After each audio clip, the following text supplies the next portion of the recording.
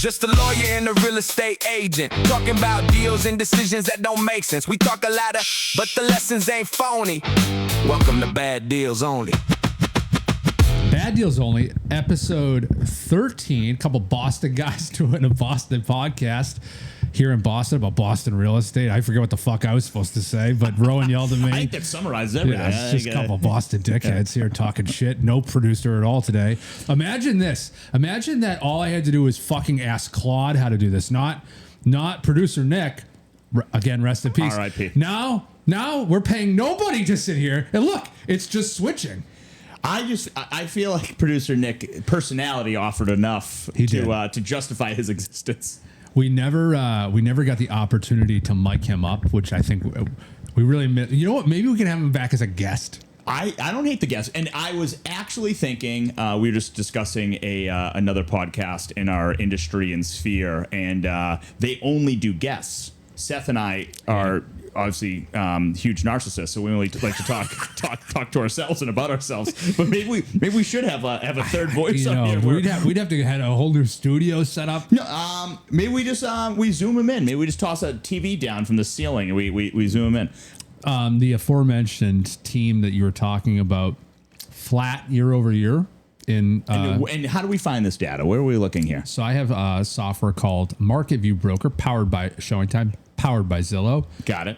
Zillow always just puppet mastering this whole industry. It is a software I have to pay for essentially to get better data on agents. What's actually really cool is it shows me sale to list price ratio collectively of an agent. So sometimes, if, like I'm negotiating with an agent, I might go look at it and they overprice everything by 9%. So, interesting. Yeah, so it sometimes gives me a little bit of an edge. It also shows me their dominant area that they work in. Wait, I think I missed this. Is that already data, or you figure out the data? This is it.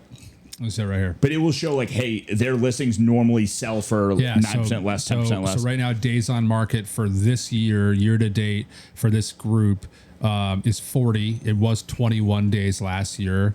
And last year they were at 105 list side performance, meaning list to sale price ratio. This year they're 101.1. So right around list price. Yeah, so I mean, they're good pricers at the end of the day. Yeah. You want to see somebody that's obviously pricing on the lower side. Yeah, it's pretty cool. But they're 71 million out this year. Okay, very good. Not pending. I mean, that's good. I think we're sitting at like 50 something. Now we have exponential growth this year, so I'll chalk one up for that. You guys have been crazy. The only thing I will say is I think because of how you get deals and the speed and what you offer is more like, hey, like, you're like the Statue of Liberty. Like, give me your tired, you're hungry, you're poor. Like, I'll sell this property. I'll get this property done. Like, you don't need the Main Street, well manicured, perfect sells itself property. Like, you're like, I can get anything to sell, and I'm gonna get you a good number for it. Yeah, they do have I think a higher net price point than typically we're working on. But yeah, overall, pretty good team. I don't know why we started talking about this offline. I think it was social media podcast based when we started. Yeah, you got it. Yeah. So this is what I'll tell you. I have to tell you this full story. Uh-oh. So I spent the morning in Back Bay today. Yeah, great area of Boston. Nice day for it. A little low key. Staff said work remote today. You probably have everybody in the office, even on the federal holiday. Guys, the 3rd. This is the busiest week of all time. Of course, we're working. I'm working for you out there in Radio Land. I'm making sure that your deals are closing. You're not getting out of office emails. That is true. You're getting deals are closed. Congratulations, you're on record. Congratulations, your wires hit. That's what you want to see. That is good. So I spent the morning. Every year I like to go to Bank of America, where I do a lot of my banking. You say every year you make a pilgrimage to Bank of America? I do. Well, it's interesting because you have to make an appointment online to go to the bank now, which is next to impossible. That's not a real thing, is it? Well, it's real. Mm-hmm. And so, and every year the branch I go to is now closed, so I have to go to a different one. So this one was at Back Bay. So I head down the main one on Boylston, the big one. Yeah. It's a nice corner lot they got there. Couldn't agree more. Yeah. You got Cafe Nero and a Starbucks. Perfect for me. Very nice. So But no, I like to I got a couple businesses, so I like to go through all the business bank accounts and got it. Open account, close accounts, get new debit cards, whatever I got to do. You sounded very much like a grandma at the beginning. Like I go once a year, get my checks. They have 3. Do a little bit of an audit. See if I can get 3 back orange some wire, lollipops waiting for me. See if I get some wire fees back or something. So anyway, so I made that trip this morning, and of course I was like, I'm just gonna wear shorts today because it's 3 billion degrees outside. Of course, I forgot I had a listing appointment at 6:30 tonight. So after this, I have to go home and change. Where's the listing? Winter. Oh, you're good. You're good. Yeah, but I can't go like this. I mean, hey, I think it shows confidence. I'm going to sell your place. You can't. I mean, I think you're hiding the best part of your body right now. You guys might not be able to fully see, but Seth has the tannest legs in the Northeast. But what if they're just like pale Irish people and they're offended by my? Oh no, I think it'd be jealousy and so? Admiration. Okay, so whatever. I go to Back Bay and I'm not paying attention. I'm on the phone. I'm in the tunnel, and I should have gone on Storrow, but I didn't. So I stayed left. Like I was going to go to the garden. To my office. Yeah, to your office, right? You can keep going through. So that's what I did. So I went through, and then I got on Storrow by the Liberty.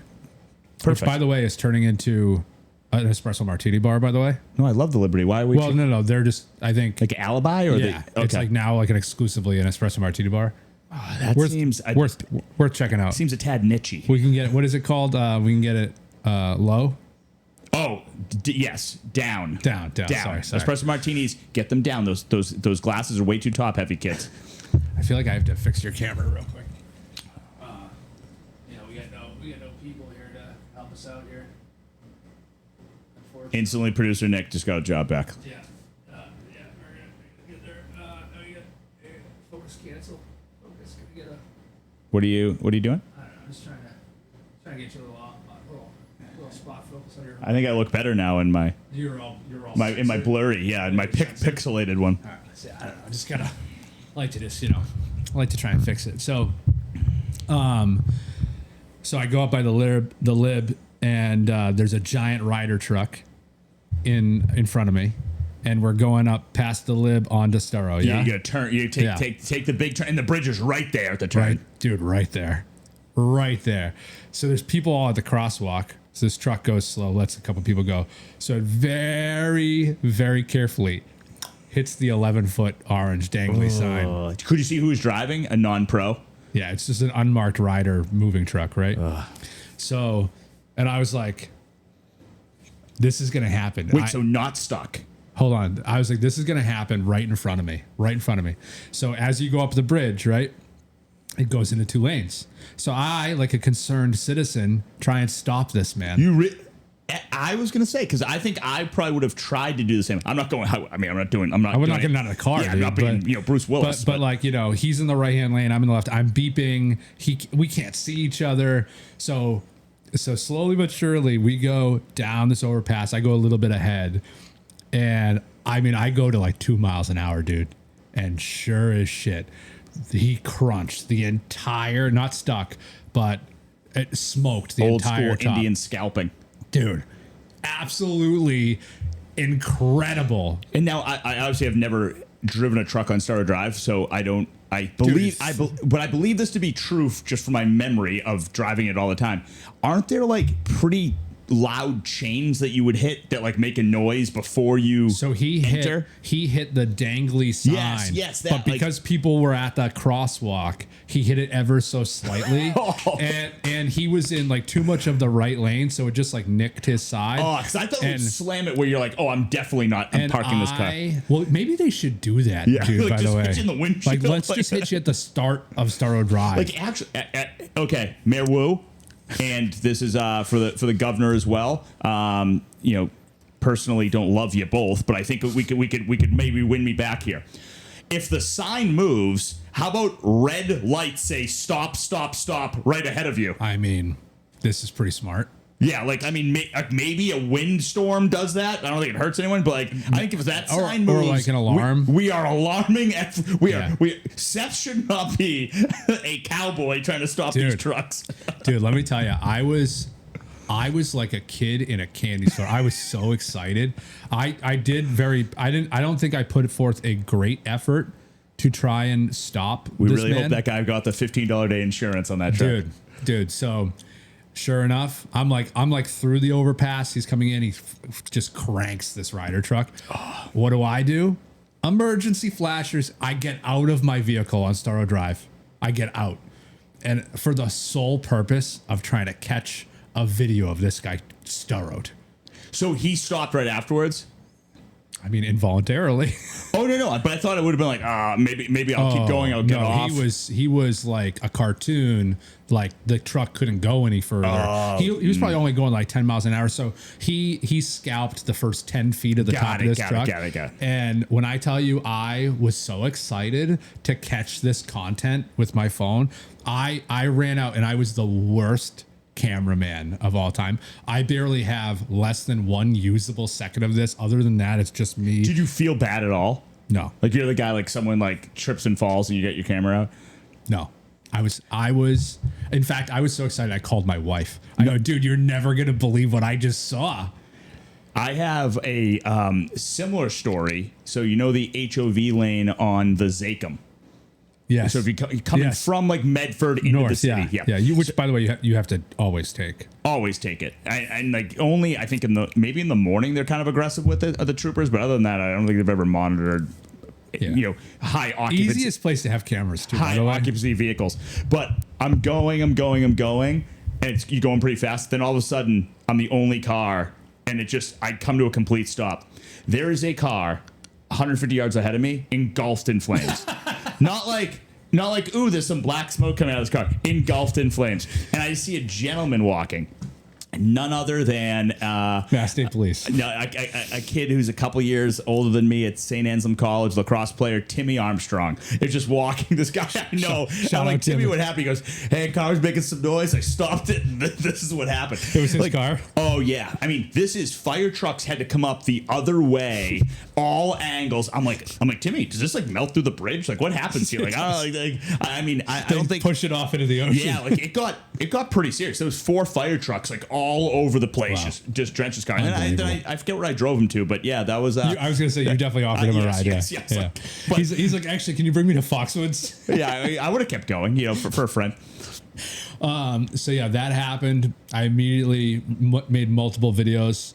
I was so excited to share with the public on Instagram, and then I finally got to watch my video. It was so disheartening. Did you tell your Bank of America contact about it? Of course I did. I was like, you're never gonna believe it, but I just thought, she's like, wow, they call that starrowing. I go, I know. I was so excited. I was like, does that make me a bad person? Which the answer is yes. I wonder if Channel 5 did anyone cover that? I mean, I called Kelly. I go, dude, I can't wait to send you this video. Post this, tag Fox News, dude. Hot off the press. Or breaking morning news. And then my video sucked.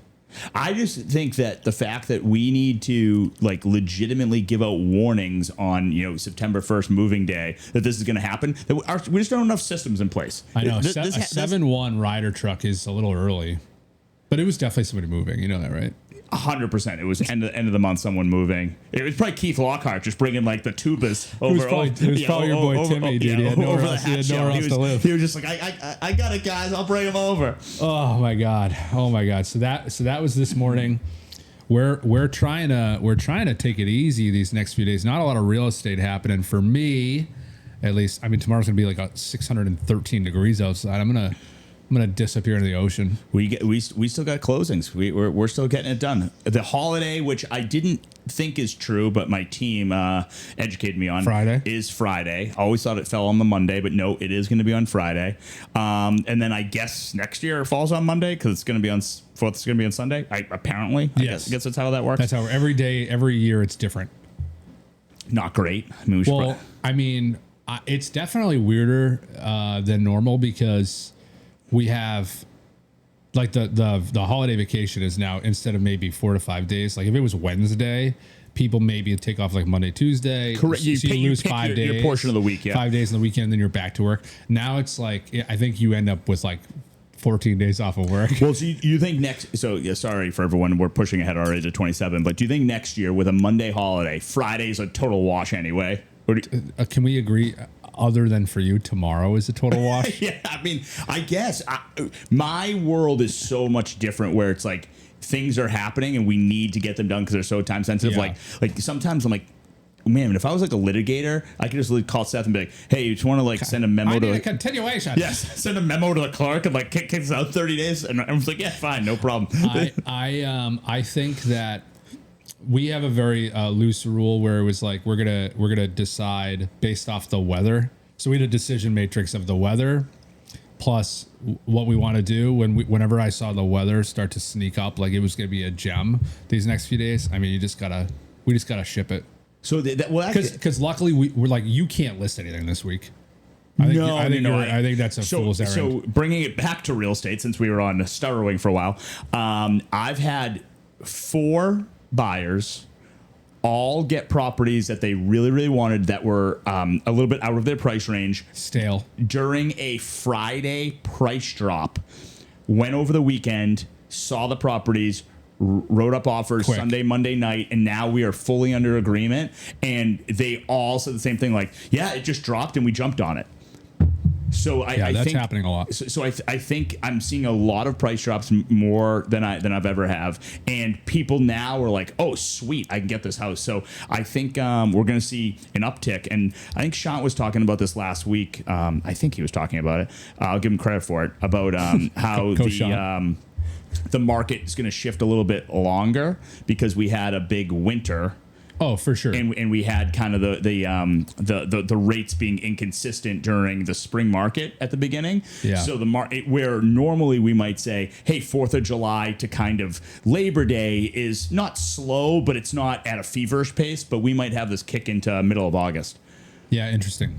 Where it's slower, you mean?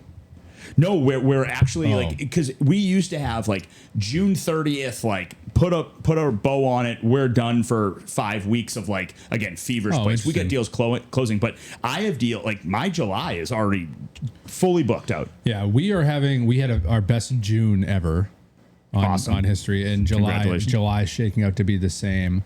Just a random inventory update. This is specifically for all of Massachusetts, and it's single family only. So take that with a grain of salt. But there are this year 5,800 price changes. Last year there was 5,600. Again, single family. So it's only up 3%. But there is less transactions happening this year, so down 6% in sold units. So are you looking at up year to date or? So it is year to date, year over year. So how many have happened this year? How many what? Closings, yeah. So again, single family only. So let me hit with this. On the market, there's 6,900 single family homes. This time last year, there was 6,000. Okay, so inventory is up 13%. Okay. Months of supply still pretty even, basically 2 months. So still a very healthy single family market. When we go to listings taken, it's up 1%. So only 400 more listings this year on the market than last year. But that inventory gap right now is 800 homes. You follow me? Yep. So there's way more inventory on. But there's also more listings on. So you have the amount of listings on and the amount of inventory growing, but the pending amount is actually less, right? So, the pending amount is flat and the closed units is currently 5,800. And not that this is rocket science, but I feel like the right zip codes, like those houses I'm talking about, were all in primo zip codes. So it's like the second that price drop, like jumping right on it, people are all set. Yeah, they're taking. Now, conversely, if I pulled a condo market, my anticipation is this is a bloodbath. Condo market's so tough because there's some good units out there, but I think again, so I'll give you an example: Duxbury and Linfield, two of the communities out of the 4 that I was just talking about. Super competitive, super pricey. Yes. Where neighborhoods matter, houses can be unique. Condos, it's kind of like, well, I could buy on this street or 2 streets down or this or that. Like, it's just the uniqueness of it hasn't. And we had that really, really big new construction push, 19 to 21. Yeah. And now things are the 15 was also a big push. So you have a 10-year-old condo or a 5-year-old condo. Are they the same? Probably not, if you had to compare apples to apples, but people are viewing them the same and they're pricing them similar. So like obviously that 21 is going to sell quicker than that 15, because it looks a little bit newer, people's expectations for that are better. So I just think the condo market is, we haven't separated enough where people understand the real value and they don't mind renting. We got some great rental buildings around here. Yeah, we've talked about this a lot. I think the condo market is a hot dumpster fire, quite frankly, right now. There's 8% more units on this year than last year. There's 23. Oh, Seth, speaking of the condo market, though, have we brought up yet what happened? Rent control? Yes. Denied. So that's denied. So, On a technicality. No, you got to hit me with the legalese on this because that came off the ballot on a technicality, didn't it? Yes, but that stuff happens. So basically, it just came off on like how they were presenting it and it was written. But I'm pretty sure they could have just made a quick adjustment if they really wanted to keep it on, because the people behind it said we might present it in like 3 more years. And I'm like, well, that seems like You just think it's over? That seems like a long time. I don't think it's over, but I think they understood the opposition. I more am under the impression that they didn't want to lose, because losing is like, I can't bring this back. So it's like, For how many years? Well, so you have to wait for, unfortunately, not to get political, but like a socialist left movement, right? And I think they thought Are we not in that? That's what I'm saying. I think they thought this was the time. So you can't just go, if it's not working now, you need another switch or more of a switch or another impetus to go, hey, we can bring it now. Because if you can't win now, you're certainly not winning if it ever comes back to neutral or right. But back to a condo. So now owning a condo could be a good vehicle for not only appreciation, for getting some equity, but it could be an investment opportunity now as well. That makes sense. I think, unfortunately, the average price of the condos don't make them great investments because, the rental market's super soft too. There's hundreds of rental units available right now. We have stuff on the market, super slow. I don't know if that's just an oversaturated amount of condos that haven't sold, or if it is anything to do with the brokerage rules and whatnot. Educate me on this, because we always hear we don't have enough housing. Yet there's a ton of. So where are people living, Seth? I guess that's my question. Like, I mean, where are they? locally, I think there is a surplus of big building units where you get concessions over a small mom and pop landlord. But the small mom and pop landlord stuff is definitely a little saturated.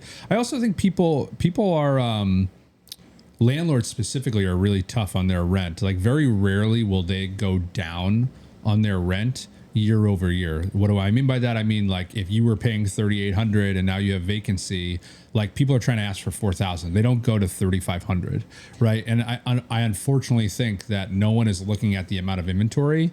And when the amount of inventory is so high, people obviously have the choice, and that is a good foreshadow for a little bit of like downward spiral in rent, even if it's super minor. Well, we talk about a house, like, basically, if you want $2 million. And it might not sell, it might be worth 1.5, but you want 2 million. We know at $1 million it sells in 24 hours. No doubt. So is a rentals the same thing? Like, if you brought a $4,000 rent down to $2,000, it's like, it's boom. not. Okay. It's not So pricing, it's not just there's not people to rent it. Pricing is it's always price. And value is a thing. Yeah, because in this extreme example, which is obviously unrealistic by design, like, someone would buy that house. I mean, very similarly, like the house that we're buying. I am of the opinion it is significantly under market value. Well, you have a unique house. I don't think that was marketed correctly for what you're getting. They basically had like one picture of the house. It was like I was marketing it on my iPhone. I just think that, like, it's always price. It's always price. Yeah. So I think there's stuff to do in terms of amenities where you get to ask for a premium, but like I have a rental on right now for $4,500. It's a really nice renovated 3-bed, 2-bath. But at $4,500, I can go live in a building on Revere Beach that has all these amenities. Like, and this is just a no parking multifamily. So, I don't know. So I guess, okay. I mean, we don't have to harp What on this, makes but like, the price the price? like who's advising that? Like, it seems like, hey, it's man, higher. It's higher than we thought, but it's tough too, because eventually, it's I guess this whole thing is a microcosm of pricing in itself of the last few years, because they were getting $4,300. Okay, but what happened is the person left and broke the lease, right? 9 months in. Usually that happens for a reason, like it's too much money, or they got a better deal somewhere else. So this is the same thing that's happening in the condo market. It's all this new build inventory that's used now, but there's still new inventory coming that is the same or cheaper or brand new versus used. And, you know, that's a different motivated seller or owner than the person who just paid 800 2 years ago, who now just is moving out of state. And like, they want their 800 back. And but when there's new inventory at 700, like, you're not going to get it. And I haven't rented a ton, but how are units being marketed? Because I know the commission structures change. Do you think people just like aren't getting eyes on them enough? Or yeah, I think the so what's really changed is, even if we have a unit that is marketed and we have a signed contract with a landlord, and like, if I have a tenant for it, I can't get paid on both sides of the deal. I have to get paid on one. Well, is that true, or could you sign up a buyer? I think when it's your own listing, you can't do it. So out of reference, or like it, like could another agent come in? Yeah, another agent could if they had a client signed. But you know what's happened a bunch recently is we've helped people. You know, and obviously, unfortunately, realtors break the rules sometimes. Like, they don't sign a contract the first time they go out like they're supposed to. Like, and if you're a realtor who tells me I always do, you're just a fucking liar. Okay, but things move quick here. Like, sometimes people are like, "Hey, can I go see this right now today?" Yeah, and like, if you don't say yes, they're going to find their way in the property, and so we've put people in rentals, and then we're like, "Oh, by the way, you owe us money," and they're like, "Well, why would I pay you? I already got my application accepted." Like, you need to have a contract. You need to like take a retainer on these people. So it's definitely different, because I think the agent who's working with the tenant is few and far between now. So tenants are coming unrepresented and like, yes, all the time. So how would I see your rental listings? Yeah, they're just still on the MLS. They're on our website. But do I go to Google and go like Winthrop Rentals? Yeah, we're gonna syndicate with all the big apartments.com, Zillow Rentals. Okay. Honestly, Zillow and Redfin is still probably the best platform to market your rentals. And new age Craigslist, Facebook Marketplace. A lot of people are looking for apartments on there. Really? So it's actually a pain in the butt, because we have to go ahead and we list it on MLS. Just because we're on the MLS doesn't mean your rental syndicates to Zillow. And how am I contacting you? Your number? Yeah, general number. Whatever we post. Yeah, whatever we post. So you can reach out direct. You can, email. A lot of like the websites, request more information or send an application, and it comes over to us and hides like the consumer's name and email, all that type of stuff. But yeah, it's a big pain in the butt. I can't help but think that there's a little bit of an increase in inventory because that. I also think that now, like, what we used to do is, let's say you had 3 rentals that you had to get up for rent. I would say, yeah, Nick, don't worry about it. You don't have to pay me. I'll post it. I'll get paid by the tenant. Okay. So I would professionally market your places in effort to make, if the rent's $3,000, I'm going to make $3,000 from the tenant. Right. And a lot of the times, like, I would make the choice as the exclusive landlord representation, whether or not that tenant's $3,000 was co-broked with another broker. And I could very easily say, yeah, I'm not co-broking that. If you want to get paid by your tenant. The tenant would always probably not pay that person because they didn't sign up with them. They just happened to show up on the doorstep because of whatever they clicked on. So that's kind of the good news of what's happening in all of this. But at least you had professional counsel as a landlord. Now, if you want me to do that, I go, hey, Nick, just to let you know, you got to pay me $3,000, a unit. Because I don't work for free, because I can't get paid by the natural reaction is probably like, well, then I want $3,300 a unit. Yeah. You either raise the rent to amortize and pay for that, or you say, never mind. I'm just going to do it myself. And you take 6 shitty photos, but you also still ask for $3,300 because I didn't balk at your $3,300. And then guess what? You're at fucking work. Do you think there's some diamonds in the rough out there if people are looking? Okay. Yeah, for sure. Yeah, I mean, it just comes down to who's motivated as a landlord. Like, if you're a landlord and you got an empty building, if you're like a mom and pop. When do you think those September ones, like the great ones, are gone? Are they gone already? Yeah. You think okay. They're gone or about to be gone, for sure. Just chew this mint on the mic real quick. You're good. I think I'm a peppermint guy. I can't do spearmint. I don't know which one this is. I think it's spearmint. Yeah, not my thing. It's kind of gross at the end. Yeah. Is peppermint any better at the end? I think peppermint's it's a little poppier. I think it's a superior mint. That's what they should call it. The Superior Mint. The Superior Mint. We should start a mint company. All right, let's pivot a little bit. So I got a couple things here. What's any hot takes on Warsht doing a little status quo, a little hawkish, maybe talking rate hikes this year? I heard this morning, hot off the press, Bank of America, their analysts are predicting 3 rate hikes. As we Hikes? Hikes. As We're not getting. we have an hikes. inflation at a 3-year high right now. What do you think? We're not getting hikes. No hikes? Are you going on a hike? Are you going on a hike this holiday? I think I might have mentioned this. I love walking. I would go on a hike. I don't want to come down the same path I went up. If there is a mountain that people know of that they can send it to me where I can go up one side, come down another side. You have to get like an Uber? I just want to like see something different. Like I don't want to be like, hey, gonna see that sign and That's that the only turn. hike that's happening this summer? Yeah, I want to go up and I want to come down a different path. That's fair.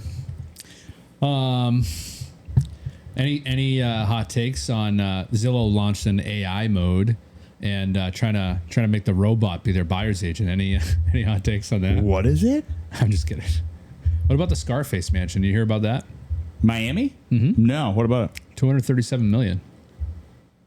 Probably Sirhan listed that. How much? 237. Where it? I don't think the Scarface Miami-Dades. Adds any value to it. It might. What else can we talk about? Anything good? 4th of July coming up.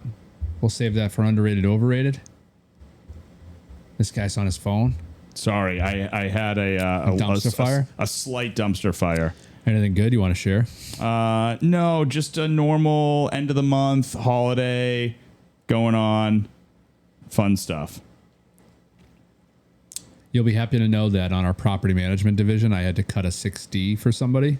Okay, do that all the time. So I cut that last week, well in advance. Today's the closing, by the way. And unfortunately, it was like watermarked. And I told everybody 2 weeks ago, I go, that's going to get rejected, right? And of course, nobody looked at it until this morning. And now this, does it say like draft on it? It's like watermarked, like prepared by. Oh, it's like, do not record. Like signed I don't think that's going to fly. Signed guys. under duress. Signed under duress. And lo and behold, the closing was this morning. They're like, hey, we can't accept this. The funny part about 6Ds though is like they're there to protect buyers and banks because condo fees and assessments that are outstanding could trump a mortgage in a super lien situation if it wasn't paid. So they're there for a reason. But if everyone's like, hey, these people have paid, here's the ledger, they have paid, nothing's outstanding, they have paid. The 6D is really just a vehicle like a smoke cert when you're like, hey, call the fireman, he said it's all set, like, but I don't have this piece of paper. It's the same thing. It's like we're not really concerned about it. So closings should be able to occur. Like I would just say, hey, can we get something in writing saying that nothing is due from the other side? We sent them a digital copy. And they're like, we need the original. And our recording standard states that you do need the original in possession. So the property manager in our office, he's like, I gotta go to Holbrook or wherever. I was like, I go for what? He's like, I gotta drop off this 60. I go, hey dude, time out. We're not the realtor. We're just the property management company on this condo building. Oh yeah, you shouldn't be dropping. I go, in all the years, I've never seen a property manager. I got it. Here's the 60. I go, tell the realtor to come to our office if they want the 60. Or it's right here. It's ready. Or we'll FedEx it out. They'll have it tomorrow. Or send me a label and you can have it and you have the digital copy. Yeah. I go, do not get in your car and drive anywhere. Hey, you don't get more points for that. I go, yeah. I was like, with all due respect, like I don't fucking pay for, like, that's ridiculous. Make the realtor do it. I would agree with that. Oh, actually, you know what I do? I don't. Please tell me. So, I think the Uber people like it. I just requested Uber. Courier, dude? I don't know. I don't do Uber Courier because that takes too long. I Uber black car documents. And I go, hey, bud, this document just needs to go to this location. They'll come outside when you're there, and I follow them, and I go, guys, right there, and go, hand Have it. you done Uber Courier? No, but it doesn't come as quick as regular Uber. And they drive around. They can drop off multiple things. Black car, boom, right to your location. I've got 2 recent instances of Uber Courier in a non-urgent manner. Non-urgent. understandable. I'm talking like this. I mean, dude, it's still like pretty quick. This needs to get to this place as quick as possible. They love it. They go, "Who's coming?" I go, "Just this manila envelope." You just, Bob. Yeah, that's basically. So yeah, hi, I'm yeah. Nick. It was a closing a couple weeks ago over in Roxbury, like all the way down like the Jamaica way, which is you know, hell on earth. Friday, 4 p.m. That's a 3-hour commute. We just hit the record at like 3:33, and poor Natalie's in the office, and she's like, I took the keys with me because, you know, well, that's what you're supposed to do, and she's like, oh my God, I gotta drive, and she looked, it was like 4.5 hours round trip. You need a helicopter. And I was like, do not do that. I go get a lockbox, Uber Courier, key in the lockbox. Uber Courier, $35. This guy, I go, here's the address, hanging on this doorknob. They got to send you a photo when it's done. I mean, that's productivity at its finest. I don't get a photo from the Uber black guy, so I guess they got to show proof. They got to show proof of life. Hey, Uber, no free ads, but well done. And then a couple weeks ago, I was bombing around. I had a bunch of open house materials. We had an open house coming up in Peabody at 3:00. Same thing, getting up to Peabody on Route 1 on a Friday, trying to get there for 3:00. I mean, this is a suicide mission. Call me a kamikaze. Think we'd figure out traffic by now, dude? It's unbelievable. It's unbelievable. So I got my little shoe booty box, all the marketing materials, the extra lock box, all this stuff. Made a nice little packet. Uber Courier, $30. Boom. Agent met him there. Everything went off. And how long did that take though to get there? It was like an hour. Okay, it was an hour, but like I mean, he was here. I like to track minutes. The whole time is my thing. 100%. And they then people have are to provide where proof. is he? And it's like, oh, he's right here. Yeah, they have to provide proof. It's fantastic. I mean, the if there's still like some Santa Claus looking courier that's running around here with manila envelopes, I mean, that guy got to be out of business. Yeah, we had a couple back in the day when you had to go like office to office, like you didn't really FedEx documents. It was like the one guy. Yeah, it was the one guy, and he used to look, and he'd be like, "Nothing today," and I'm like, "Yeah, like I don't have, like I can't just like manufacture things for you to do." Like, I got a couple decent bad deals from the web for you. Okay, what do we got? You ready? This is more of just a funny story. I got an actual one. I can leave out the real players if you want. I'd like to hear that. This is just a little teaser. Okay. Headline on Reddit. Tenants installed an in-ground pool without our knowledge. What? So I read this one. I go, dude, I gotta is this give just this a hole in the ground or a hose? Like, what do you mean they installed a pool? I'm gonna give this a pre-read. It says, "Hi, we're seeking advice, please. We've been renting out our property through a property management company for the past few years. A few days ago, the company asked us if we knew that our tenant had installed an in-ground pool. We told them we don't know anything about that, and we haven't heard anything back since." What are some things we should consider in this situation? Is there something we need to do right away? Should we be responsible, us or the management company? So this is kind of an unbelievable situation. We're hoping to get clarification for the company first that there hasn't been some mistake, but but what should we do right away? And we don't want to be those grouchy landlords that ruin someone's fun, but we also don't want the liability since we don't even know who installed it and if it was done properly, and what should be done about it. I think a quick 5-minute phone call can probably clear a lot of this up. Did you put a pool in? Yeah. Can you do a FaceTime in the backyard? So there's an update. Number one, we managed to get in touch with our property management company. They said they emailed the tenants to ask about the pool, and the tenant denied there was a pool. The person in the management company in charge of our file is certain she did not go to the wrong property, but will send another person over to double check if there's a pool or not. I mean, first off, how do you... Are there any photos of this? Like how, there's no photos, no. And also, if they put a pool in, like, well done, guys. Awesome. Thank you. So, in the most anticlimactic bad deal story of all time, update number 2, I have good news for us as homeowners and bad news for those looking for a good story and my inner chaos. The management company went back to take more pictures and realized they indeed did go to the wrong address, and they mixed it up last week. So there is no pool in our backyard. So I was so disappointed reading this story, but the headline, Imagine like a good the tenant picking that phone call up, and you're like, pool, and you're like, do you have what? a pool? And you're like, no, and they're like, we think you have a pool, and you're like, yeah, don't have one of those. Like, I mean, this is why property management companies get a bad rep, by the way, because they don't know anything about the property. We do property management, albeit against my will. I hate it very much so, but at least we've been to the property and know a little bit about it. It's a necessary evil. It is. I got another one here. It's a little bit of a legal one pager. Would love your hot take on it. Sure. Haven't read this one. Does the HOA trump a court order? I mean, I'm no attorney, but I feel like the answer to that is probably no. I'll use more context. Context, my aunt just recently evicted a drug dealer from her property. She has a court-ordered eviction and another court order that states she has to leave the evicted individual's items on the property. The HOA president just came by to tell her she can't leave stuff outside, and if she does, that they'll take legal action against her. But what does the HOA rule, or what is does the HOA rule really override a court-mandated order?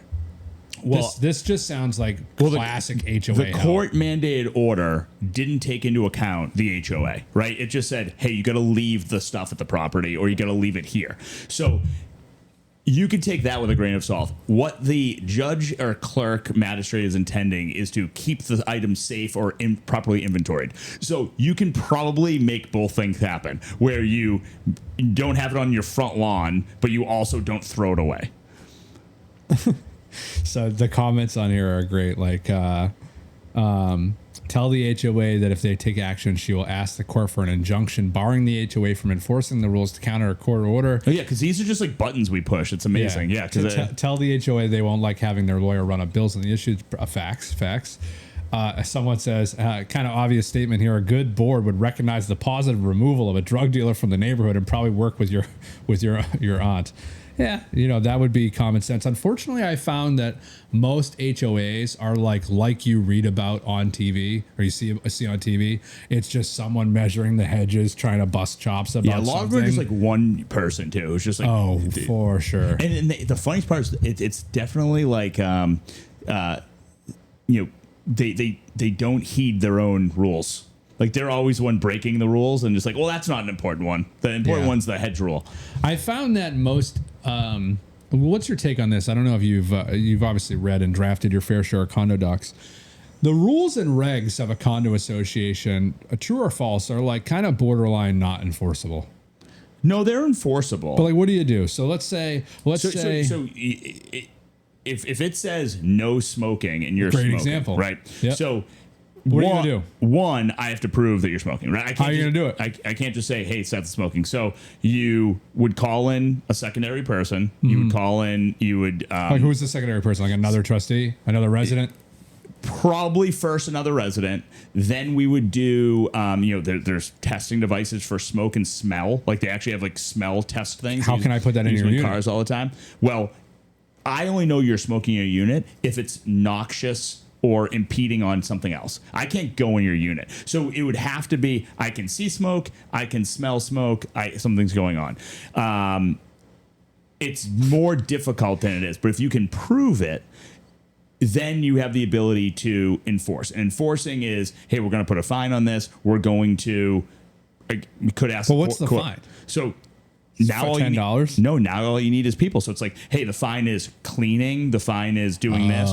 Then we're going to make it be where you have to reimburse for like our meeting. We had to meet for an hour. It's going to cost this. Are you're positive like you can enforce those? Oh, what if in the rules it doesn't specify dollars and cents? The rules are there for a reason, and then the trust is going to be pretty open to say the trustees can make their own. Really? Yeah. Oh, yeah. I mean, you need to have that because remember, I own the same thing you own, and if you're being a crazy person, my valuation can go down. Sure. And I have a mortgage on the property. So because condos have a ton of value, because condos run, they are able to have rules and run like a business. The part that we kind of miss is most condos are like small associations around here. It's 3-4 people, so it's like you don't take them too seriously. But if you're in Manhattan and I'm in a $10 million condo and it has a 14-person professional board, like you're getting run over. But fair. But that is a most time the board's not professional around here. The board's so true. The board's not doing the right things. Yeah. Like,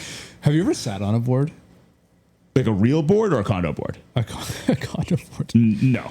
So the answer to that was you have sat on a real board of like a real foundation. Yeah. Let's answer this live. See if there's any reference real estate. This is Seth speaking. See you later. Quick hang up. That was a spam call? I don't know. I don't know. I just answer on the office phone like a good pedestrian. Because I always, if that was a solicitation, normally they're always like, "Hi, Seth. This is Hi, Chuck." I'm looking for the business owner. Do you have anybody who you prefer to clean your building? Shut up. Yeah. Well, You know what I started doing now with spam calls? If you answer, right, and there's nobody there, if you just rapidly hit the number 9, it'll actually put you on their do not call list. no. Dude, I swear to God. So sometimes I answer the phone unknown. I just no, and then someone's like, hello. I'm like, reference real estate. This is Seth speaking, and they're like, yeah, I'm actually trying to sell my house. But I'm sorry, I don't know what was happening. I think my face was hitting the number on my home phone. I'm gonna start using that though, because that's. I would say it's like a 30% success rate. I'm on a big spam. Oh, dude. Same. What if they say hello? Can I just hit it then? Hello. Yeah, like if I know it's like the delayed thing. Okay. Yeah. I just say, oh, sorry, there's something wrong with my desk phone, and I just move on with my life. So, but yeah, so you've sat on a real board of a real functioning association very clearly, but not a condo board. Sitting on a condo board is truly one of the most malicious things you can do to your well-being, in my opinion. Yeah, I think most people, again, don't know the rules. They don't read the docs. They take things personal. They're looking out for their self-interests. That's the tough part. I couldn't agree more. Okay. You want to hit me with your bad deal? Oh yes. Let me see if there's anything else. Actual bad deal. I'm going to put a graphic. This is not a test. This is live fire. So I get a condo purchaser over from a very good broker, friend, reputable agent, does a ton of deals. And he gave me the heads up like, hey, great buyers, nice people, but they put in a few offers. They've seen a ton of properties, and the last 3 offers just didn't work out, inspections and some other things.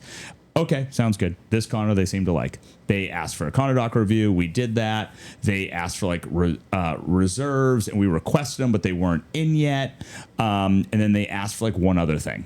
So the P&S date is pretty clear in the offer. They signed it. Then they got the reserve amount right around the time they signed it. And they're like, well, we don't love the reserve amount. I'm like, well, it's within what it needs to be for your lender, but really the lender through their condo questionnaire kind of establishes if they don't like it, but what don't you like about it? Like it has adequate reserves, even I'd say over than a lot of associations. They're like, well, we just don't like it. And I'm like, okay. So like, Nick, what should we do? I'm like, well, I wouldn't send the deposit. And they got the deposit link and they kind of just clicked on it and sent the deposit. So now they're like, what do we do now? And I'm like, well, is the bank like the purchase and sales deposit? Yes. I'm like, is the bank going to deny this loan? They're like, we don't know. I'm like, let's talk to your banker. And the banker's like, well, they haven't filled out an appraisal and a this and a this. So they filled out, did everything, and then submarine their deal and just said, hey, I'm not getting my bonus that I should be getting. And basically, like, we had to do a whole dog and pony show to like get their deposit back, to know that they weren't going to buy this property. Like, we talk with the lender, get the title over, do all the stuff. So they had everything to say, we have everything. However, we're unable to issue a clean commitment because of this thing. But we knew it was going to happen the entire time. And like, the buyers still were just very like, hey, aloof. No, is this done yet? Like, did you get this over? I'm like, guys, like to close. No, of like getting the commitment over and the other items that the lender was requesting just so they could get their denial letter. And I'm like, well, it's tough to be working for you here after we did. Why can't you just kill it? Just kill it. Because the other side's going to say, well, why are you killing this deal? The loan was denied. But everyone wants written documentation. Do you legally need written documentation? We put it should be in your purchase and sale. You're not having good representation or adequate representation if you're not putting in, please furnish a denial letter. Because otherwise, it's just like, yeah, I got denied. Well, okay, how'd that happen? Like, a denial letter from a third party that has, ethics standards and it's coming from a company. Not to say that something couldn't be manipulated, but at least you're giving one extra step to your client. I was on a deal. Geez, I can't remember if it was you or not. It was a couple of years ago, but I had a deal 3 days away from closing. Commitment was on, 3 days before closing. It was actually around the 4th of July. We were supposed to close on like the 2nd or 3rd. I'm that guy. Sorry. Not this year. And just like, hey, unfortunately, this is denied. Please send over a deposit release. I was like, what? We just did a final walkthrough like yesterday. Like, what's going on? And they're like, yeah, you got denied. And that came from the attorney. The agent fell off the face of the earth, could not be contacted. Shocker. Was probably out of town for the 4th of July. And then I couldn't get the lender on the phone. So I mean, shocker. I went a little overboard maybe. What did we do here? I was like, I want the denial letter. So I get a denial letter. And I was like, you dissected the denial. I did. And I said, please furnish a redacted application. Make sure it was applied on the correct date. That's correct. I did. It wasn't. And what'd you do? Kicked and screamed for the better part of a week and then refunded their deposit anyway. The toughest part is with all of this stuff is people think it's a push of a button to get your deposit or to get damages and all that stuff, and it's not. Yeah. And what sellers need to understand is, for the most part, buyers are doing their best. They're not going to go and get, except for my clients apparently, going to get a lender, going to look at properties, going to do an inspection, and then just backing out of a deal for cold feet. That's a very rare occurrence. And buyers need to understand that sellers are on market and they potentially had other people to buy the house, and they're nervous because that transaction probably has some ramifications to other things in their life. So it's like you have to see both sides and give a little grace there. But deposits are not normally kept or given. Yeah, I've never lost anyone's deposit, which I think is nice. But I did keep one. Maybe last year. Okay. And by me, I mean the seller. Sure. Of course, I didn't. Yeah, I get paid. I mean, sometimes there are deals that fall apart like that. I mean, this is a good one. Wait, didn't I tell you about the deal where the guy just walked away? No. $1 million Beacon Hill condo, not too impressive, but it was cut bait on $50K. Like 1,080,000, close to his daughter. Wife and husband fly in. They've seen the condo. They fly in on the closing day. They go into the final walkthrough. I get a call. Closing's in 1 hour. Hey, Nick, saw the place. Just not as big as we wanted. And I'm like, oh, okay. And then we got the closing extended for no legal reasoning. Yeah, just a nice attorney on the other side who agreed to it. And they were like, well, also, like, we're going to get a contractor. And they're like, it's going to get expensive to do X, Y, Z. And I'm like, well, we don't really have a right. We had no mortgage. This is a cash deal. And he just goes, yeah, just give him the deposit, I guess. And I'm like, well, yeah, like, we don't have grounds to fight for. I mean, like, what do you want to do? And he goes, yeah, just give it to him.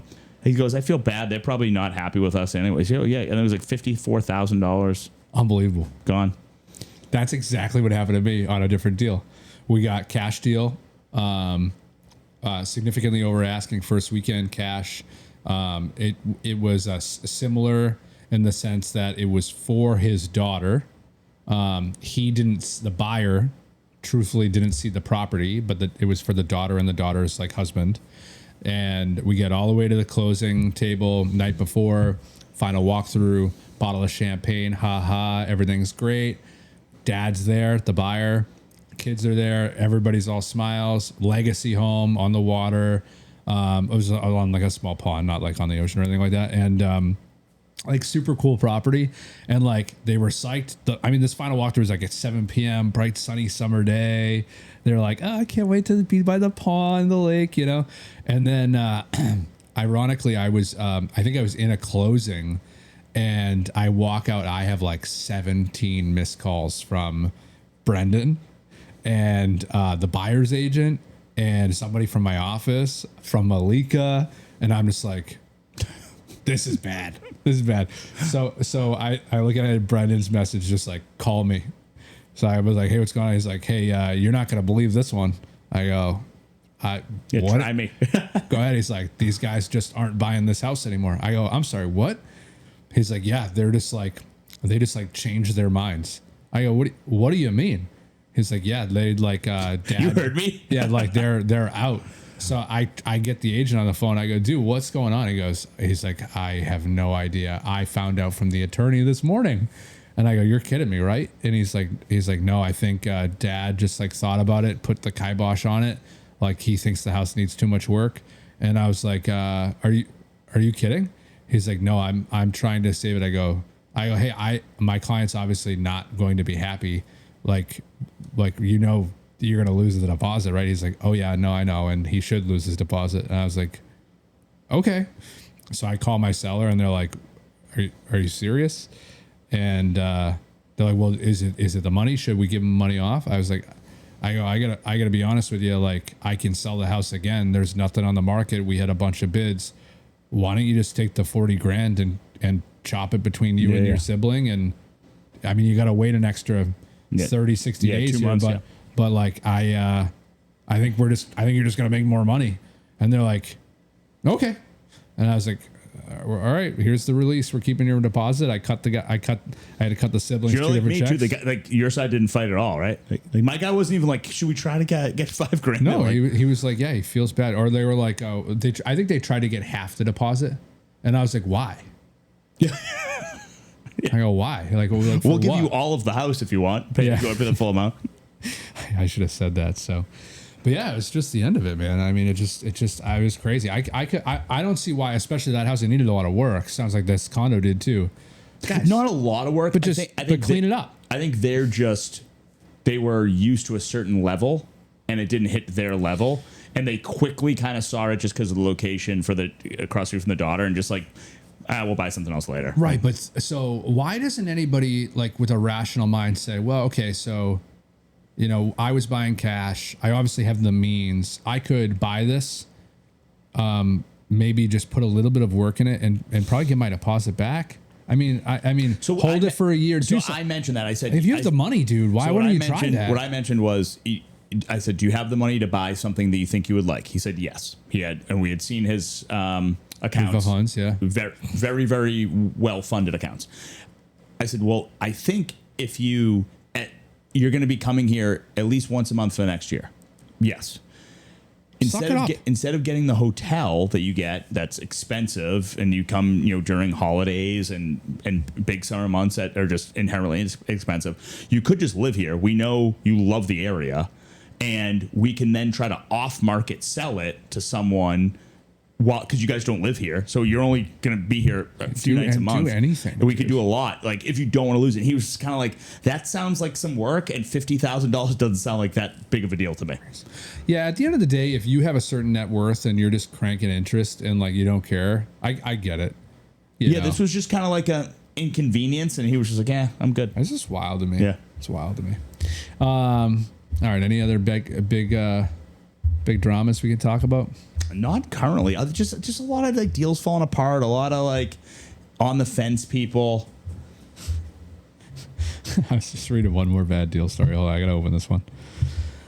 HOA uses nearly 90% of dues on landscaping private property of former/current board members. Yeah, that's not good. That's not good. Yeah, we should. So our HOA owns a 7-acre drainage easement at the rear of the neighborhood. It also has 2 small easements. The easement was clogged with trees and started flooding all of our properties. And we let the HOA know and asked what the plan for maintenance was. This triggered them to pick on us with a violation. We then asked for records because we were suspicious that we hit maybe a nerve. To my shock, nearly 90% of our dues, about $5,000 per year, not that much, were being sent on maintenance at the front of the neighborhood. Being curious on how large of an area the HOA owns, it was imagine my shock when it was all of the trustees' properties. It's kind of funny. Sounds about right. I mean, that is just classic HOA. Every condo I sell, dude. Do as I say, not as I do. Every condo I sell is I hate my neighbor. My neighbor's too loud. The HOA's in trouble. The finances suck. I take care of too much. I'm over it. I'm the mom of this property. I just want to live in peace. Yeah, I think that's the tough part where people are like, I don't want to pay a management company, but it's like someone's got to keep you honest sometimes. No doubt. All right, let's get into some a little overrated, underrated here. July 4th weekend. What do you think?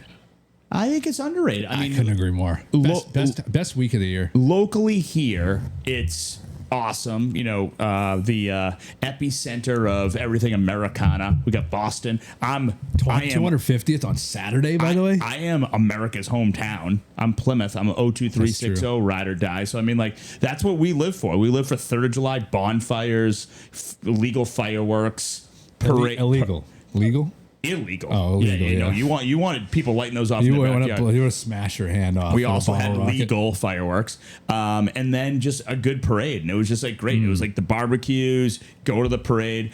And then as you got older, you know, it turned into, you know, drinking beers on the beach. And then, you know, now I'm older, and now it's bringing my kids to the parade. So, it's come full circle. I love it. I'm now a parade guy. Are you going? I remember this from the South Boston parade. I'm now a parade guy. Yeah. So you go to Plymouth for the parade? Yeah. Again, the one folks down there. The one and only. Yes. But we go up to friends who have more. As you know, when you have young kids, you try to get as many young kids together. So you know you can lead as a village. So we get about 12 to 20 little kids together, and we bring them to the end of the street right in the front of the parade. Candy just hitting them in the head and running around, and fire trucks, and you know, politicians thinking it's going to make a difference that they are riding around in a Chevy. What's it was a Chrysler Sebring convertible, you know, like the Thunderbird, the new Thunderbird. Yeah, that's it's not going to, guys, but no, it's fun. And then my wife's birthday is the 3rd. Oh, interesting. So since she's been in my life, you know, so we got her birthday, and then we got the regular 4th of July stuff. What's the birthday plans for the wife? Nothing crazy. I think on China for the night. On the 3rd, we're just gonna hang out, and then we got Plymouth parade, and then we're gonna continue down to Harwich and go to Weechmere for the weekend. Oh, that's right. You mentioned that last time. I completely agree. It is super underrated around here. It is the best. I'm very much looking forward to it. I will punch out essentially after this podcast. I have an appointment, and then I have a listing appointment, and then I am essentially done. We don't list anything until next week. Team is off starting tomorrow. They will come back to work Wednesday remote. Love that. Okay. I'll be back in the office next week, but you know. Now, do you think we take it for granted because we're up here? Do you think like Missouri has awesome 4th of July celebrations? I think there's a whole subset of lake culture that we are completely unaware of. Okay. Which, by the way, it's probably better in some aspects. No tides, you know, predictability. Just as a random ocean fact, and of course you already know this. I don't know why I'm trying to teach you anything. You realize we have a pretty sizable tide. Huge tide, yes. Yeah. Like, do you know what the tide is on Martha's Vineyard? So we have a 9 to a 12-foot tide here on average in Boston Harbor. I was going to say 10 feet, but so I'm guessing it's not 10 feet. 2 feet. Really? Can you explain that to me? It's got to be on one side of the island for some reason or something. I don't think that's how it works, man. Well, so it's weird. Explain that to me. So the most tide ever, do you know where that is? Maine. What? Maine. Nova Scotia. Yep. Do you know what it's called? King Tide? No, it's an area. It is the Bay of Fundy. No. What is it, 32 feet? I think it's under I think it's like 24-ish feet. Yeah. There's a mid-20s tide pretty consistently in Maine, which is insane to me. But I guess to your point, it's not that far away where it gets very crazy tide. So the tide in Florida is like nothing. That's what I'm saying. Yeah. So I was shocked to learn that like Martha's Vineyard had a couple feet. I mean, maybe on a bad day it's like 3.5. Makes no sense. Oh, no. It peaks at 53 feet. That's insane. That is insane. Yeah, peaks at 53. Just for context, the entire Boston Harbor would be empty. Wow. With a 50 some odd foot tide. That's crazy. Because it's at 16.3, and then I was like, oh, that's not bad. Meters. And then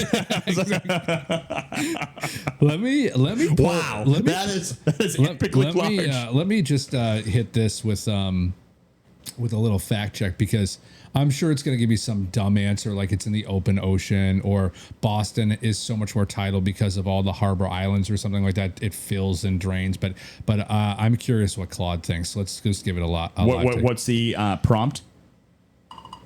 Hey, I'm just curious, why does Martha's Vineyard have such a small tide, but Boston Harbor has such a large tide? Good question. So Martha's Vineyard is kind of shielded by Cape Cod and the Elizabeth Islands, which break up the incoming tidal wave from the Atlantic. Boston Harbor is more open and faces the Atlantic directly. Seems so it not gets true. hit with the full force of that tidal energy. Plus, the harbor's shape funnels the tide in and amplifies it. It's like a natural megaphone for tidal range. Want to know more about how harbor geography affects tides in general? I did not to interrupt you here, but it feels like Martha's Vineyard's pretty open to the open ocean. I think the funnel aspect makes more sense. I think the open ocean probably was a bad take. You're totally right. Yeah, Martha's Vineyard is pretty exposed to the Atlantic, so that doesn't hold up. Honestly, the real reason is more about the shape and depth of the seabed. Boston Harbor's funnel-shaped geography and shallower approach actually amplifies the tidal range way more than Martha's Vineyard experiences. Now that makes more sense. Yeah. All right. Sometimes you gotta hammer that guy. You know, just Yeah, gotta it's like, hey man, I think you mailed in that last first time answer. I checked a map, I'm pretty sure it's in the middle of the fucking ocean with no islands protecting it at all. I mean, it's not Montauk, Zero, you yes. know. But yeah, I was shocked to learn that, and I guess it's pretty deep right outside the Harbor Islands. It's a couple hundred feet deep. Oh really? I remember like Yeah. Plymouth like Harbor or Plymouth Bay. It's a really long is- channel though. Plymouth Bay is like the deepest is like 90 feet. That's like the deepest. Yeah. So I guess that's a short Right shelf. outside some of those, like the Great Brewster Islands. I mean, it's a couple hundred feet deep. Okay. Real quick, real cold. Anyway, I don't know. So we got here from lakes in Missouri. Yes. 4th of July. And just to bring it back. again, and the predictability of lakes. I mean, You can keep that boat like if there's a little sandbar, that sandbar's there all the time. that's fair. That's fair. But dude, the water's gross. Unless you're in a Great Lake, like not like the Great Lakes, but like, have you ever been to Newfound Lake in New Hampshire? No. I mean, this thing is crystal clear, 20 feet down. It's absurd. Interesting. Okay. Like, I mean, like I'm a glacial lake. I'm sure you could drink it like right out of there and be fine. Like I went up to my buddy's place in Syracuse last summer. I took my daughter up there. It's like it's got like this bit, all like this, Lake George is supposed to be great, really cool. Like Lake in the George and the is Finger Lakes. Yeah, Finger Lake. Agreed. But he's on this. I think it's Oneida Lake. I mean, it's like green, brown, fucking snakes everywhere and shit. No, disgusting. nope. So I went up there, took my daughter. We did like riding dirt bikes, 4-wheelers, all on his property, and then we spent a couple days like going out in the lake, and definitely like it gets in your mouth, when you're swimming. You're like, this is nasty. There's something refreshing about a salt ocean that I'm just like fine with. A pool, fine with.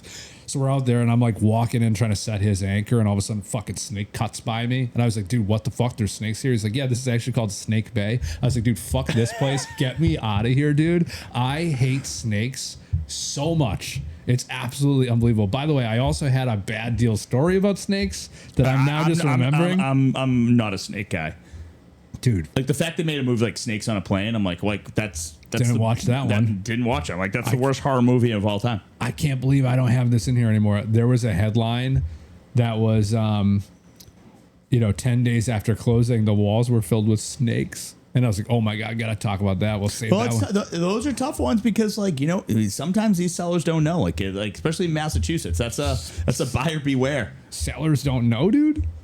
I mean, they knew. How do they not know? Maybe Your house not. was infested with snakes. You didn't know. Maybe. Hey, Seth, you stop pointing fingers. I'm not sure the gestation period of a snake. Maybe a few of those snakes were in there, and those were just eggs. It was a dormant snake birthing cavity. Just to be clear. Snakes are cold-blooded animals, Seth. I'd freeze them out. What is this? Where is this? I have to find this. I had specifically asked for more details on this snake story, and it said they were full-grown adult snakes, and there was more than 10 of them. So I think whatever word you just used about the incubation period of snakes, gestation. Thank you. I assumed it was a lot. So it was a hatching period. I mean, these things weren't little gardener snakes, man. They were like full-blown, like thick-ass motherfuckers. We had some pythons in there, dude. Unbelievable. That's why I really don't want to go to. I'm telling you right now, to deserts. I really don't want to go to Australia. That's a snake nation. Oh, dude, when we were down in Florida, We were just outside like playing like bag toss with the kids in the driveway, and my daughter like ran over there, and just this gigantic snake right into my garage. Right into my garage. You have to burn the house down. I don't know why, but in a moment of dad courage, I snagged a broom and disrupted this snake bed that it made in the area of my garage and right back out. And and that's when I made the decision that I'll never, ever move to Florida permanently. Disgusting. That's not great. But that being said, 4th of July on lakes, I'm sure it's great. Definitely predictable. I prefer the volatility of the tide and the cleanliness of the water. And I would rather be mauled by a great white shark, shredded alive, breach me, smoke me, and have traumatized my entire family than even be near a snake. I'm not totally against that take. I'm also like, I just see like a viper snake, like king cobra, like up and just going after my jugular. But dude. like a snake just like in the distance, like maybe not. Sharks are just scary because like they are magnificently scary creatures. This whole week, there's not Snake Week,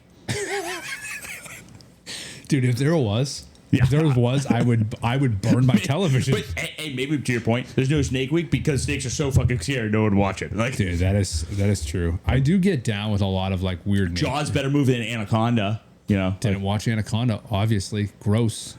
That was scary. You ever see those fucking 70-foot snakes? I can tell you eating people and shit, dude. You wouldn't pay for a nice luxury cruise down the Amazon. That's a scary fucking place. I think that's an oxymoron. I gotta be honest. That's a scary place. Yeah, that's hot as hell. Anyway, fuck snakes. I didn't tell you about the Costa Rica thing. I don't think so. Are you sure? Spent 2 weeks in Costa Rica years ago before I had kids.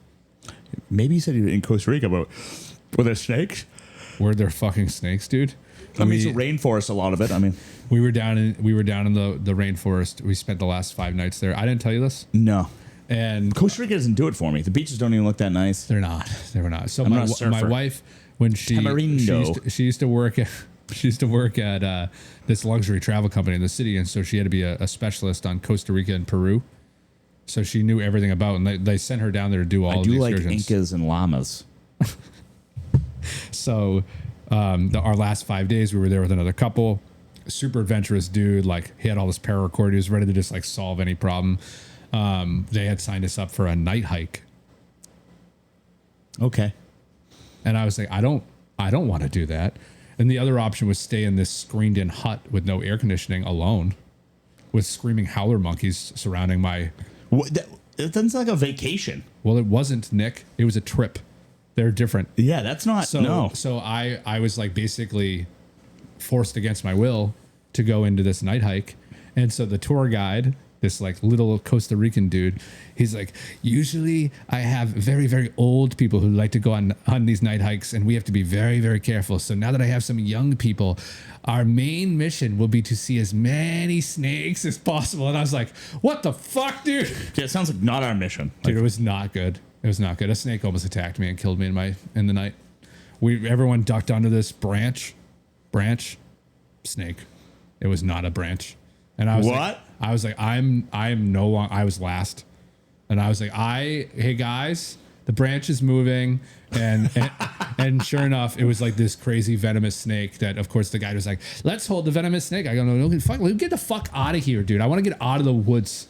Terrible. Yeah, Costa Rica doesn't do it. I mean, I've seen some like of those like infinity pools, like looking over the jungle, but I'm just like, sign me up for that. Yeah, but I also am like, do that in St. John. Like, I don't know. Like, why do I have to be in Costa Rica? I don't know. Probably it's cheaper. All right, so 4th of July, underrated. Lakes, by the way. I'm kind of like you, where I picture lakes are overrated, but I'm sure there's some gorgeous lakes that I'm missing, like Havasu in Arizona looks pretty cool. I'll have to look that up. After every one of these podcasts, I have to spend an hour on fucking the internet trying to learn all the things that you knew that I didn't know. Let's see, what else are you? So you're not going away for the 4th. You're just simply. Oh, you are going away. Not far. I'm kidless. No, bringing kids. Oh, you are. Yeah, we got excellent pool facilities. A very controversial and probably long, underrated, overrated to wrap. You ready? Okay. I want to talk about the 3A, the MBTA 3A Act. Are you familiar? You're familiar. This is the multifamily overlay district. Yes. Okay, I am. I want to talk about. I want to talk I grew about up on 3A, so I'm like, are you talking about the subsection it's of Route 3? The zoning law that's allowing multifamily by right. I don't hate it. I think it's underrated. I think we should have. We have density by trains. Yeah. Are you familiar with how many towns are fighting this? Milton is one of them. My home, Really? the town I live in. Didn't you already lose that lawsuit? I believe they lost it and they went back. But yeah, I don't even know why you fight it. It's like, no, it's a law. Like it's Didn't know that was an option. It has to happen. So I think you can fight it because if you've already met the Density. yes, that you're like almost like 40B. Like we already Yeah. have enough of this housing. We Yeah. don't need more. So you do what Marblehead did and you rezone an area. So now you qualify to build those units. Like, they rezoned Tedisco. I think it's Tedisco, right? The country golf club? Yeah. Yeah. So they zoned that for multifamily development. But obviously it's still a private golf club. Because no one would ever do that. So Correct. it's zoned for that, but no one would so ever. that's paper, what we'll call paper compliance. Yes. Right. So what Winthrop was trying to do. They get a golf course. Winthrop. Yeah. I mean, have you played it? No. Shockingly, I've played the 9-hole dog track that is the Winthrop golf course. It's basic. Sometimes it's flooded. Couldn't they do kind of the same thing? It is very. They could, I suppose, but what they did is they opted to take credit for the Center Business District, which has the ability to build more units already, and then there's 2 large condo developments, both with maybe 600 some odd units, and another one with like 500 some odd Where units. is this? So one's called Governor's Park. Built already? Oh yeah. Oh, it's wow. old. It's actually an old. I think it was part of old Fort Banks, from the military housing. Oh, okay. But now it's condos. It's kind of a low end condo complex on the cheaper side. And then Seal Harbor, if you're familiar, it's on the other side of town. They are 7 or 8 or 9-story big concrete buildings on the ocean. So basically, they were all adapted use or built by special permit. Yeah. So what they wanted to do is overlay those districts and say We're here. We got them. correct. And the town voted it down. Interesting. Okay. So Citing that basically in which I think is the dumbest thing of all time. I'm going on record. Just say yes to 3A. I mean, guys, I get it. You can't fight gentrification. We do live close to the city. We do need more housing. Housing is too expensive. You can't complain about housing costs and then also not be in favor of something like this. Yeah, it happens. Especially when it's paper compliance. So everyone, like, there's all these lawsuits going on where I think we're getting sued. We're suing people. I don't really understand it, but I think there's a little bit of flipping the script now that we got sued by the AG. But they're citing that someone's going to increase the density of it's going to supersede the condo rules, and you can put 40 people in a unit, and maybe a little bit of a stretch, but also a potential. What if under this zoning overlay, eventually the law changes and says you can build instead of 1,000 units, it's 4,000 units. They changed that zoning regulation after it's all labeled. I suppose they could do that, and then maybe someone would come in. They'd have to come in and buy every single unit owner out. It's gonna be like the movie Up. Obviously, it's not gonna be practical to buy hundreds of units to tear it down and build the same amount of units. So it's very dumb to me. What's your take? I mean, I think it's good to have density by trains and stuff instead of like trying to put these in areas where, I think you get like bad areas when people are shoved into an area and can't move freely. Sure. So I think putting density by trains is a good thing. We have the trains, utilize them. They should be full. They should be run better, more consistently, and get people off our roads. So like put the density of the trains. Now, does that mean things shouldn't go through planning and be done correctly? Right. And go through all the proper things, but also hey, we live in cities and let's you go to some like Hanson and they have a train stop and this land around it. Yeah. put a condo building or something and like make it work, and put a restaurant and like Starbucks, make it be more of a center of town that's around this train station. I couldn't agree more. Yeah, it'd be nice. I actually thought it would have been cool if they rezoned different areas. There's a bunch of places that are like cut in the hills, kind of like a little bit of a messy entry into the town. A lot of people have illegal apartments there. Like, let's legalize that. Let's take some credit for some of the illegal housing and whatnot. But, you know, anyway, I just thought it was an interesting topic to potentially to bring up. So, yeah, Marblehead did that overlay over Tedesco. Obviously, like... And then that was that clip that went viral. Like, I was like, aren't we kind of being pricks? Like, shouldn't we? Yeah, shouldn't we? It's kind of refreshing to say someone should do it. But yeah, and then I think Holden's getting sued. But I thought Milton was the first to get sued and lost. They probably like Milton just said like the hell no, we won't go type thing. They're like, we're not doing it. But now you have to, don't you? I think they have. But again, like it's like. We border Boston. We have like density already. Yeah. Like, listen, if Brookline can do it, dude. Of course, that's what I'm saying. Like, there's no reason we can't do it. I mean, look at Cambridge. So crazy.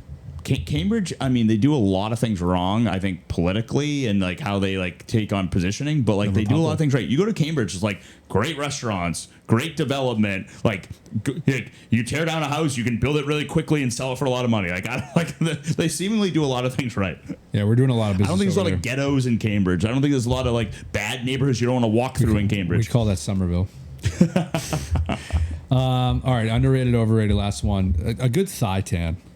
I mean, I thought it might have been overrated until I saw yours because that is extremely underrated. It takes a lot of work. It takes a lot of work in the summer to really work. Again, I think there's some like some compound you're putting on that helps accelerate that. You know, I'm diving into skin cancer, no sunscreen, just let it rip. Well, I think it's good. It's like, buddy, I might be on the other side of this. We have to cut this because I'm of the fan that like skin cancer happened with sunscreen, so like I don't put it on. Like I'm like, oh. Perfect. We're aligned. I just think that like chemicals. We didn't hear about sunscreen in the 50s and people didn't have skin cancer. So I think, you know how like the women, they go to the spa, they get like a peel. Yeah. Yeah. So my peel is just one time early. Just getting it off. Get one big, just fresh layer. Sure. Then I'm like a starting snake. fresh. And I'm just like a snake, and I tune it up, and then I'm good. I'm good for the rest of the year. Actually, I got one more underrated, overrated, because I already know the answer to this. What about which I just started doing this, by the way, just a little men's facial skincare routine. Oh, extremely underrated. I knew it, dude. Extremely underrated. You come in here really lubed up sometimes. Yeah, dude. Yeah. You're a Caldera Labs guy, I bet. No, I don't even know like half. Do you have your own private esthetician that comes to your face and rubs lotion on you every night? I don't think I use professionals, but I'm like, why not look good? Keep moisturizing. Like, I'm trying to get into this good skincare routine. I just feel like there's too many things in the market. I do wish I had someone who told me like this is just the stuff you can use. But I think everyone kind of you have to go your own journey. You know, we all have our own. I got enough Instagram ads that I opted in, bought a couple $100 worth of stuff. Then Jen chirped me that I didn't consult her for the real stuff for like a better position. But there is like an esthetician who like emailed me from the company of all the stuff. She's looking to let me know what you're using. I mean, I don't think I'm married to anything. No. All I know is all I know is those ladies spend a lot of money at Sephora. No doubt. That place is. My daughter's already into Sephora, dude. Dude, they that's what I'm saying. They get them young. Yeah. They know what YouTube. they're doing. It's YouTube. It's really a big machine. So, anywho, that's another wrap of this useless podcast. A couple Boston guys talking Boston real estate up here in Boston, Massachusetts. Let's go. 4th of July, 250 on a Saturday, Nick. It's going to be electric. How many? I think I spied on Instagram. You're a Sun Cruiser guy. Yeah, I think anything that the non-carbonated, Sun Cruisers, the Surfsides, yeah. And there's one more that are pretty good. Doesn't matter. I'm a big Sun Cruiser guy. Over or under on the amount of Sun Cruisers you'll have on 4th of July. I'll set the line at 13.5. If they're available, I'm going to be at Weechmere, so I'm not bringing my own Sun Cruisers. If they have, they're going to have them. Whatever they have, I will drink. They bring them right to you at the pool. So on the 4th, I got the parade. I'll probably have 4 to 6 of the parade, and yeah, I'd say right around 14. Good line. Good Yeah, line. it's a great line. Yeah, Vegas might push that. I actually, I'll just for the sake of it, because we send it on the 4th of July. We do a big boat day. Okay, boating. You're the captain though. Boating's tough in drinking and captaining. Well, Unless you're just down at the yacht club. we do go out. You know, I'm a careful boater. But we will stern anchor to an island in the harbor. We will set up tents. We will grill. We will do all the things. Do you have that grill that like you have to bring in the beach or attaches to the boat? I have it in. Yeah, it's in a rod holder. The Magma. Yeah, looks pretty sick. Nice stainless grill. Yeah, it's pretty good. Jen texted me, and this is where she's like, just an FYI, here's where where we're at for provisions. Now, I will tell you, we have 14 people coming with us. Did you go to the winter meat market? Go see Sandro? He's a great guy. Great guy. How do you know him? You guys like go to church together or something? The exact opposite. You guys go to a strip club together? In the middle. When I was in law school, I ran with my friends Jake Ivory's piano bar, and Sandro and his wife loved to come in, and they were so different from the normal drunk bachelorette parties that we had that we were like, you two seem like great people. So they would come in every other week. We'd skip them the line. They would stand right on like the side stage where my buddy Joe bartended. I don't even know if they'd ever pay for a drink because they were such lovely people. We just gave them free booze. And he would, at the end of the year, would come in and be like, hey, what day do you guys want to have a barbecue? I will supply it. And he would come in with endless supplies of grill too. Cutlets and meats and everything. And he was fantastic. So great guy. Anything Sandro touches, and I heard the meat market's delicious. It is good. It is good. Well, on the price. Of course it's pricey. Things are all going up. So how do you think the meat gets there? He's not butchering cows. It's going to be shipped. So she goes 26 burgers, 16 hot dogs, Jell-O shots, okay. ketchup, mustard, relish. By the way, relish belongs on a hot dog. I'm not a huge relish guy, but holy hell, when I discovered mustard, that was life changing for me. So I think toss relish on there. 24 peach high noons, 24 watermelon high noons. Take the peach out. 30 Miller Lights, 20 McGillicuddy shots. Okay. 20 Sun Cruisers. Probably not Need enough. more than that. 48 bottles of water. Good. 24 mini Gatorades. 20 Capri Suns. Because you get children, so you get like that's a different mindset. Yeah. This feels like I when I read it at first, it was so long that I was like, this is a lot. How many people again? 14. I don't think it's enough food. I don't think. 26 burgers, 16 hot dogs. I'm just all day. You're telling me you couldn't just eat? I think you throw a hot dog down. You're like, I don't know, did I eat that or not? You know, you're making a pretty valid point. I'm going to have to revisit this. Yeah. So this is what we got. We also, the boat doesn't run on thank yous. So hopefully, people bring some extra. Got it. Well, they should be bringing some dessert items, some chippies, some dippies. We definitely need some dips and some chips. Yeah. Now, sorry, this podcast is going to go wicked long though. But I used to look forward. I never made it, but my next door neighbor's mom always made this fruit dip, which can't be good for you. No, it can't be good. It's like the fluff thing with like cream cheese. Gross. Dude, it's delicious. That's so gross. You dip a strawberry and fruit dip, and you're I'm next big into level. like a Mexican corn dip right now. Pretty good. Little Trader Joe's. Well, I mean, I can make it, but you might as well. Okay. I like a buff chick dip, of course. I got I'm not a buff chick guy. What? No. At all? Period? No. I like a buffalo chicken tender. I don't want to dip it and put that in cream cheese. But that's weird to me. But I will tell you that there's this mango salsa that's pretty darn good. Ever try and cut a mango? No. Fucking impossible, dude. No. Impossible. I think you're supposed to do like the slatted thing and then turn inside out. Nope, I will. But there's a guy, he's Boston on Bennington Street, I think. That mango. I think that guy, well, he's got a science. Just go buy from him. Wonderful guy. All right, well, go to Nick's Mango Mart. Go see Sandro at the meat market, 4th of July, big weekend. I hope he's crushing it. Yeah. Just, insane numbers over the meat market. How many dogs do you think he'll sell? Over 1,000. 1,000. I should pick up a couple fresh dogs. Tell him you said what's up. Tell him Nick Nardone says what up. He'll know exactly who I am. Get some steak tips to everyone. Oh, they're Own the very steak good. tips. Yeah, I do like a good tip. Just the tip. We'll end there. Call it. Just a lawyer and a real estate agent, talking about deals and decisions that don't make sense. We talk a lot but the lessons ain't phony. Welcome to Bad Deals Only.